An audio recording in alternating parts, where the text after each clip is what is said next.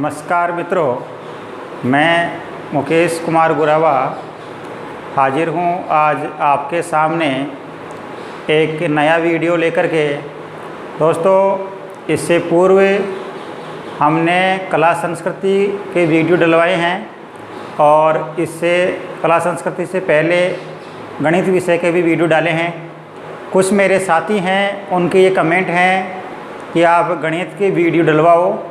तो साथियों, मैं आपको बता दूं कि आने वाले कुछ दिनों में गणित के भी वीडियो डाले जाएंगे और भी सभी विषयों के वीडियो डाले जाएंगे।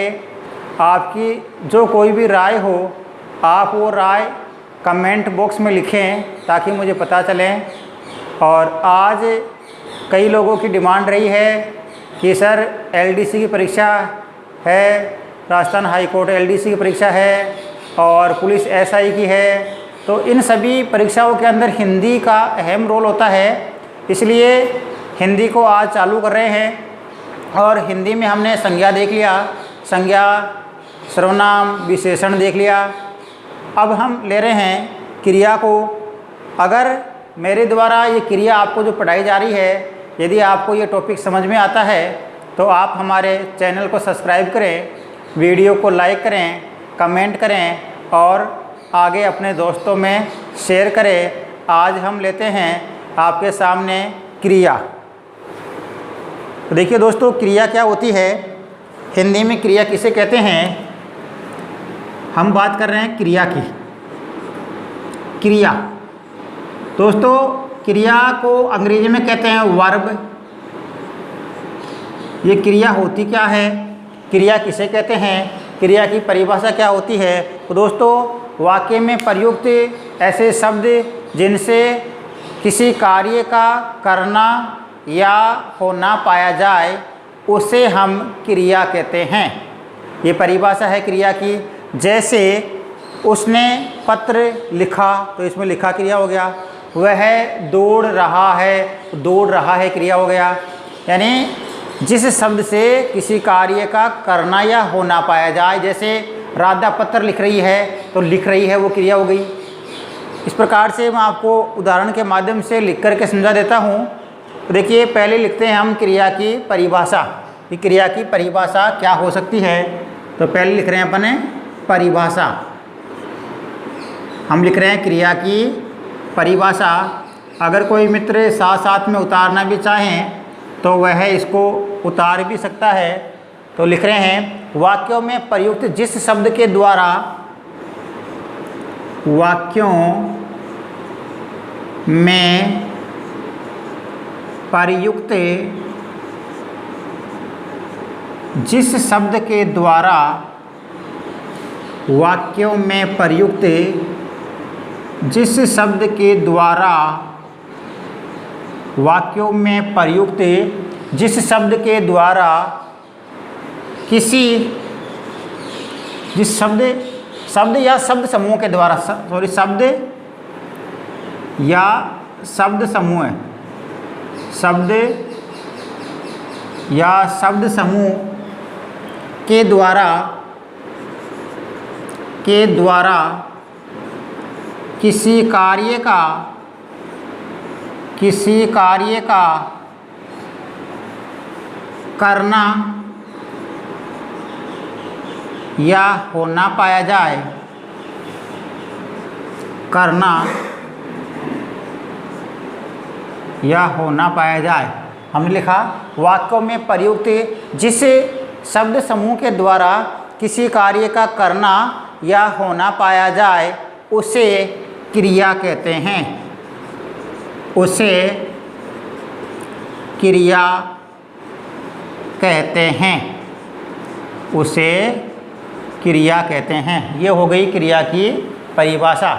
हमने क्रिया की परिभाषा क्या लिखी, वाक्यों में प्रयुक्त जिस शब्द या शब्द समूह के द्वारा किसी कार्य का करना या होना पाया जाए, उसे हम क्रिया कहते हैं। उदाहरण लिखते हैं,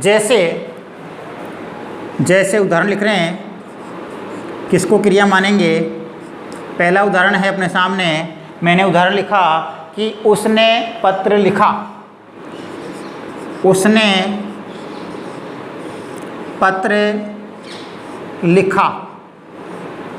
उसने पत्र लिखा। दूसरा उदाहरण दिया मैंने, वह घर जाएगा। वह घर जाएगा। और तीसरा उदाहरण दिया मैंने, किसान फसल काट रहे हैं। किसान फसल काट रहे हैं। दोस्तों, हमने ये उदाहरण लिखे। अब इनमें क्रिया कहाँ पर है? उसने पत्र लिखा। उसने पत्र लिखा में लिखा क्रिया है। वह घर जाएगा, इसमें जाएगा क्रिया। किसान फसल काट रहे हैं, इसमें काट रहे हैं क्रिया है। अब देखिए, क्रिया की रचना या धातुओं की रचना किस प्रकार से होती है? क्रिया की रचना या धातु रूप, क्रिया की रचना या धातु रूप। तो लिख रहे हैं, प्रत्येक क्रिया की रचना, प्रत्येक क्रिया की रचना, प्रत्येक क्रिया की रचना किसी न किसी, प्रत्येक क्रिया की रचना किसी न किसी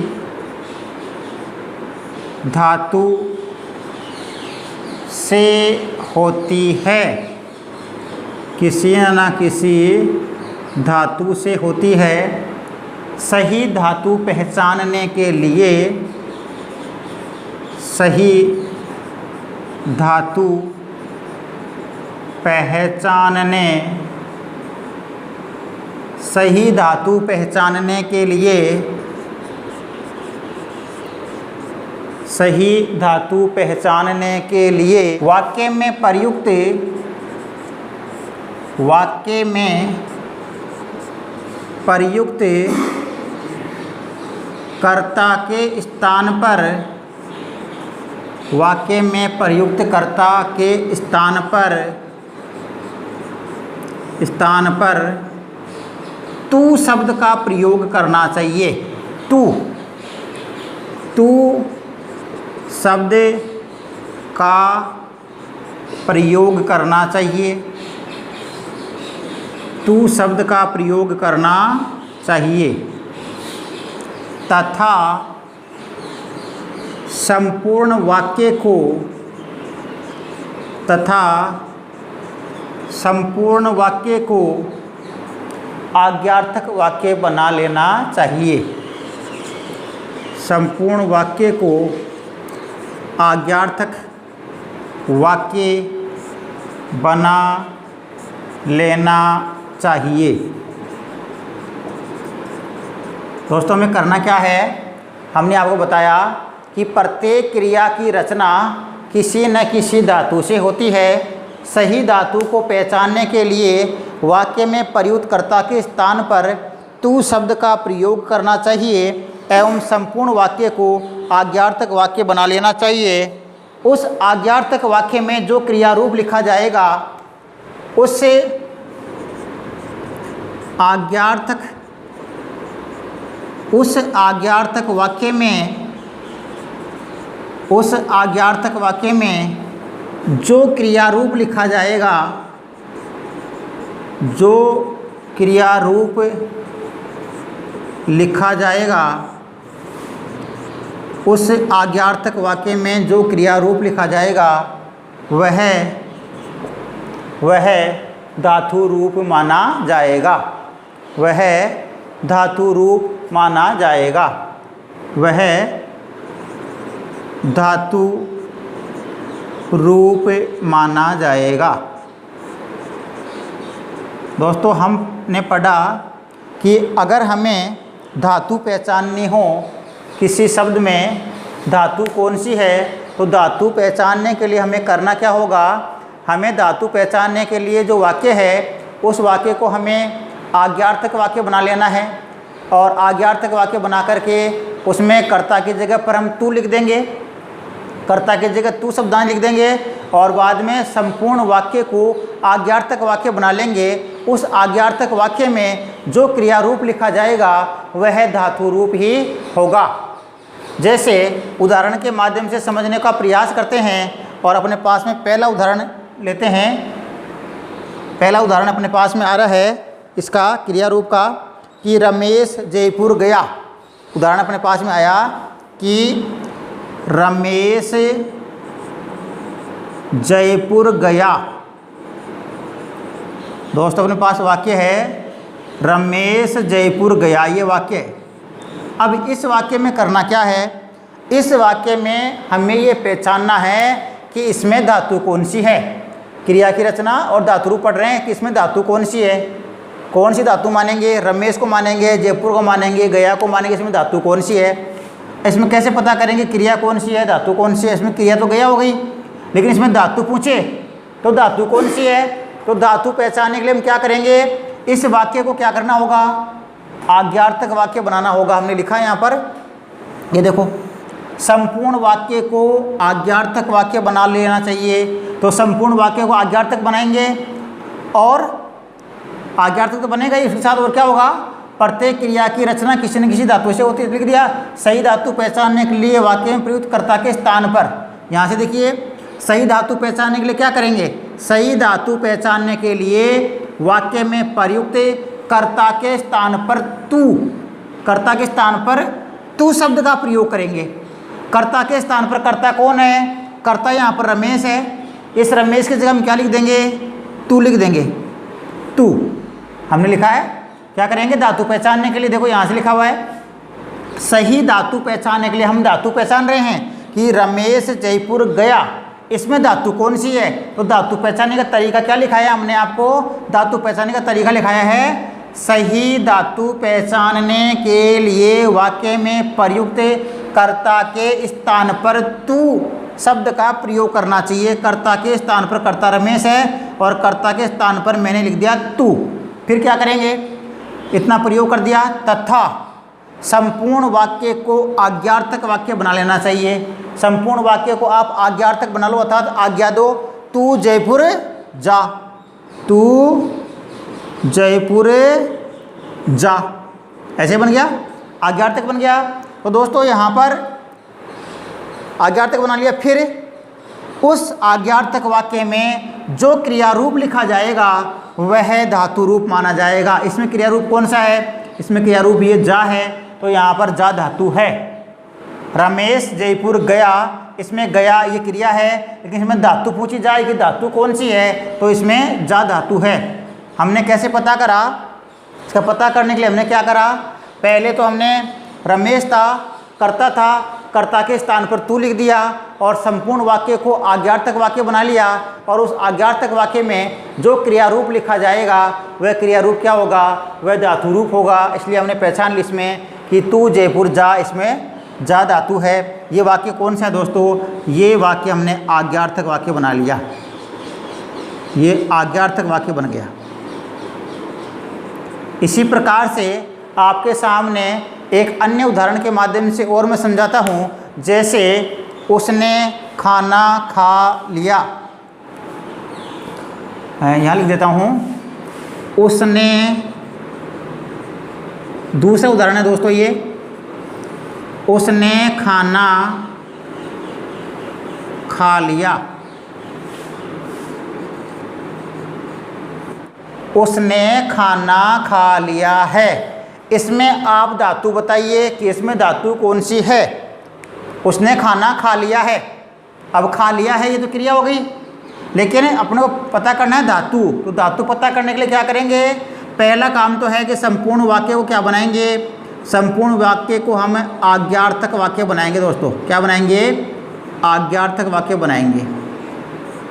पहला काम है आज्ञार्थक वाक्य बनाने का। आज्ञार्थक बनाएंगे तो क्या करेंगे, कर्ता के स्थान पर क्या लिखेंगे, कर्ता के स्थान पर तू शब्दांश का प्रयोग करेंगे। ये कर्ता है उसने, तो यहाँ पर लिख देंगे तू। खाना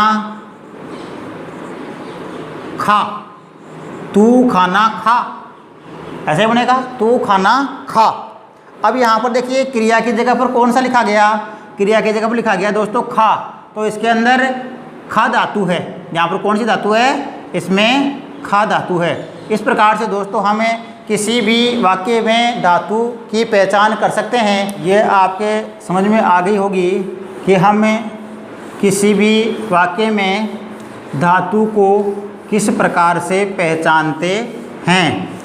अब देखिए दोस्तों, कुछ शब्द, कुछ वाक्य ऐसे भी होते हैं जिन वाक्यों में हमें ये पता नहीं चलता कि इसमें क्रिया कौन सी है। मैं आपके सामने लिख के बता देता हूँ। जैसे मैं, मान लीजिए ये है, मैं एक अध्यापक हूँ। एक वाक्य मैंने आपके सामने लिखा। क्या वाक्य लिखा दोस्तों, मैंने लिखा मैं एक अध्यापक हूँ, ये लिखा। और देखिए और लिखा कि वह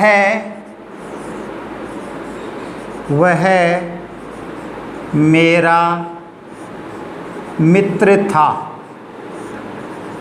ये दो वाक्य लिखे दोस्तों हमने, यहाँ पर तो हूँ, यहाँ पर था लिखा। अब आपको ये बताना है कि इसमें क्रिया कौन सी है। क्या हूँ था ये क्रिया है? तो देखिए दोस्तों, जहाँ कहीं पर ऐसा होता है इसका एक नोट लिखा दूंगा आपको मैं भी। यदि किसी वाक्य के अंत में, यदि किसी वाक्य के अंत में, यदि किसी वाक्य के अंत में है या हूँ, था, थे, थी, यदि किसी वाक्य के अंत में है, हूँ, था, थे, थी, ये शब्दांश लिखे हुए हो, ये शब्दांश लिखे हुए हो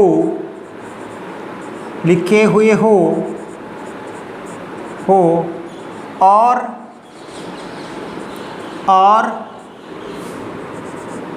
इससे पूर्व या पहले, और इससे पूर्व कोई क्रियावाचक शब्द नहीं हो, कोई क्रियावाचक शब्द नहीं हो, इससे पूर्व कोई क्रियावाचक शब्द नहीं हो, तो वहाँ हमेशा ही हो धातु और होना क्रिया मानी जाती है। हो धातु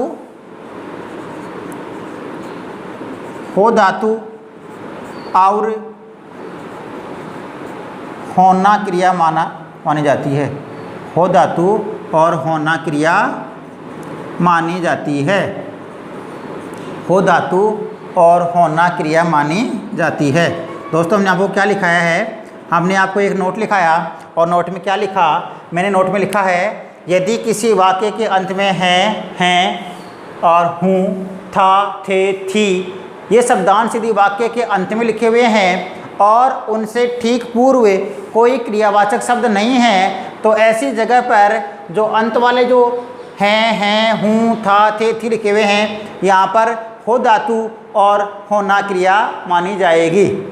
अब देखिए दोस्तों, अब हम बात करते हैं क्रिया के प्रकारों की कि क्रिया के कितने प्रकार होते हैं। तो अब हम बात कर रहे हैं क्रिया के प्रकारों की, क्रिया का वर्गीकरण पढ़ते हैं। क्रिया का वर्गीकरण हम कितने प्रकार से कर सकते हैं। तो दोस्तों, हम आपको बता दें कि क्रिया को मुख्य रूप से हमें 3 प्रकार से वर्गीकृत कर सकते हैं।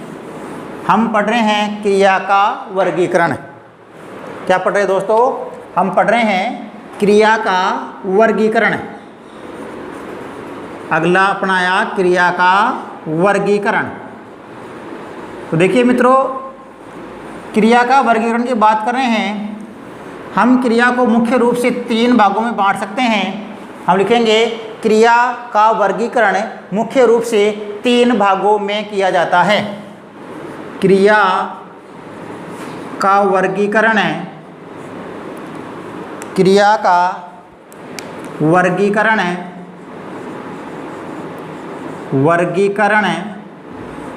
मुख्य रूप से, क्रिया का वर्गीकरण मुख्य रूप से 3 भागों में किया जाता है।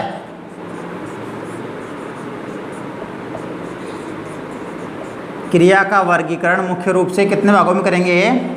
3 भागों में क्रिया का वर्गीकरण होता है दोस्तों। पहला कर्म के आधार पर, दूसरा काल के आधार पर और तीसरा प्रयोग या रचना के आधार पर। तो पहला लिख रहे हैं हमें, पहला भेद कौन सा है? पहला है कर्म के आधार पर। पहले बात करेंगे हम कर्म के आधार पर क्रिया का वर्गीकरण कैसे है। दूसरा हम बात करेंगे क्रिया की, वो करेंगे काल के आधार पर। दूसरी हम बात करेंगे काल के आधार पर। और तीसरी दोस्तों हम बात करेंगे वो है प्रयोग या रचना के आधार पर। प्रयोग या रचना के आधार पर, प्रयोग या रचना के आधार पर हम क्रिया की बात करने जा रहे हैं। देखिए क्रिया का वर्गीकरण हमने किया। क्रिया के वर्गीकरण को हमने मुख्य रूप से क्रिया को 3 भागों में बांटा दोस्तों। 3 भाग कौन कौन से हैं? पहला भाग है कर्म के आधार पर, दूसरा भाग काल के आधार पर और तीसरा प्रयोग या रचना के आधार पर। इस प्रकार से क्रिया के मुख्य रूप से 3 भेद हुए। अब हम पहला पढ़ रहे हैं कर्म के आधार पर क्रिया के भेद। पहला अपने सामने आता है दोस्तों, कर्म के आधार पर क्रिया के भेद पढ़ रहे हैं हम। तो ये एक चार्ट बनता है दोस्तों, कर्म के आधार पर क्रिया के भेद हैं। तो ये चार्ट आपके सामने मैं बना देता हूँ कि कर्म के आधार पर क्रिया के भेद कैसे बनते हैं। तो देखिए मैं लिख देता हूँ यहाँ पर, कर्म के आधार पर, कर्म के आधार पर क्रिया के भेद हम पढ़ रहे हैं। कर्म के आधार पर क्रिया के भेद। देखिए दोस्तों, कर्म के आधार पर क्रिया है वो 2 प्रकार की होती है। एक अकर्मक क्रिया, पहली होती है अकर्मक क्रिया और दूसरी होती है सकर्मक क्रिया। क्रिया कर्म के आधार पर पढ़ रहे हैं हम पढ़ रहे हैं कर्म के आधार पर क्रिया के भेद। कर्म के आधार पर क्रिया कितने प्रकार की हुई? कर्म के आधार पर क्रिया हुई दोस्तों 2 प्रकार की। कौन कौन सी? एक हुई अकर्मक क्रिया, एक तो हुई अकर्मक क्रिया कर्म के आधार पर, और दूसरी हो गई सकर्मक क्रिया। अकर्मक क्रिया और सकर्मक क्रिया, हमने 2 भेद बना लिए। कर्म के आधार पर क्रिया के कितने भेद हुए? 2। और 2 कौन कौन से हुए? पहला हो गया अकर्मक क्रिया, दूसरा भेद हो गया दोस्तों अपने सामने सकर्मक क्रिया। अकर्मक और सकर्मक। अब देखिए अकर्मक क्रिया और सकर्मक क्रिया, इनके भी दोस्तों 2 उपभेद और होते हैं। अकर्मक क्रिया और सकर्मक क्रिया, इनके 2 उपभेद माने जाते हैं। तो देखिए इसके उपभेद कौन कौन से हुए? इसके 2 भाग हो गए। एक पूर्ण अकर्मक क्रिया, अपूर्ण अकर्मक क्रिया। पहला अपूर्ण अकर्मक क्रिया, अपूर्ण अकर्मक क्रिया और इधर पूर्ण अकर्मक क्रिया। पूर्ण अकर्मक क्रिया। देखिए दोस्तों, हमने क्या करा है, हमने कर्म के आधार पर क्रिया के भेद करें तो कर्म के आधार पर क्रिया के कितने भेद हुए? कर्म के आधार पर 2 भेद थे, अकर्मक और सकर्मक। अब अकर्मक के 2 भेद हो गए। कौन सा? एक हुआ अपूर्ण अकर्मक क्रिया और एक हुआ पूर्ण अकर्मक क्रिया। पूर्ण अकर्मक क्रिया। अब ऐसे ही इधर भी भेद होते हैं सकर्मक के भी। सकर्मक के भेद कैसे होंगे? सकर्मक के भेद इसी प्रकार से होंगे जैसे इसके किए गए हैं। एक भेद इधर आ जाएगा, दूसरा भेद इधर आ जाएगा। पहला आएगा अपूर्ण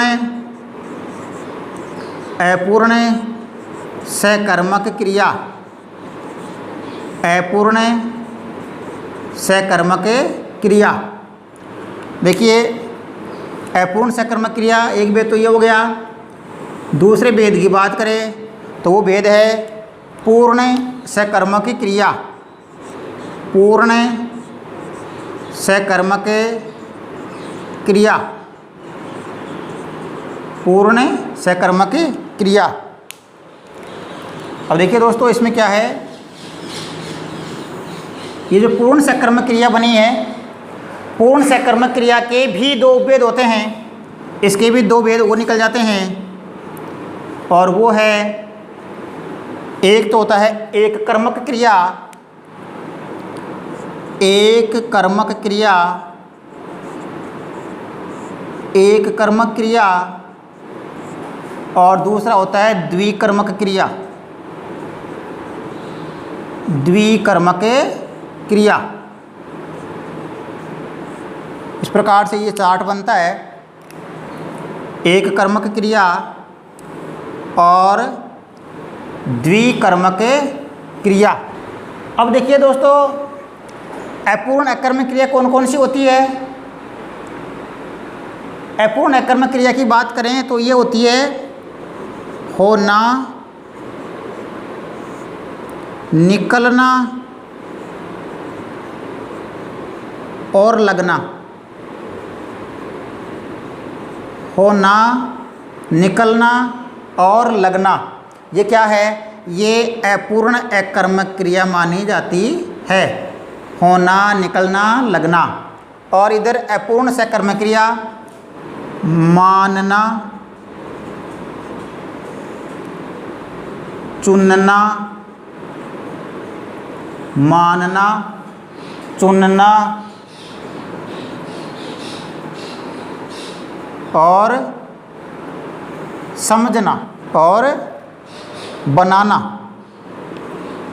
मानना, चुनना, समझना और बनाना। तो देखिए ये चार्ट अपन को याद रखना है। हमने पढ़ा क्रिया, और क्रिया में हमने क्या पढ़ा है? क्रिया में हमने पढ़ा है कर्म के आधार पर क्रिया के भेद। कर्म के आधार पर मुख्य रूप से क्रिया 2 प्रकार की हो गई। कौन कौन सी हुई? पहली अकर्मक क्रिया, दूसरी सकर्मक क्रिया। अब हम अकर्मक क्रिया के भेद करें। अकर्मक क्रिया के 2 भेद हो गए, अपूर्ण अकर्मक क्रिया और पूर्ण अकर्मक क्रिया। अपूर्ण अकर्मक क्रियाएं कौन सी होती हैं? तो अपूर्ण अकर्मक क्रियाएं होती है होना, निकलना और लगना। इधर सकर्मक क्रिया की बात करें तो सकर्मक क्रिया के भी 2 उपभेद होते हैं, अपूर्ण सकर्मक क्रिया और पूर्ण सकर्मक क्रिया। देखिए मानना, चुनना, समझना और बनाना, ये क्या है? ये अपने पास में है दोस्तों, ये अपूर्ण सकर्मक क्रियाएं हैं।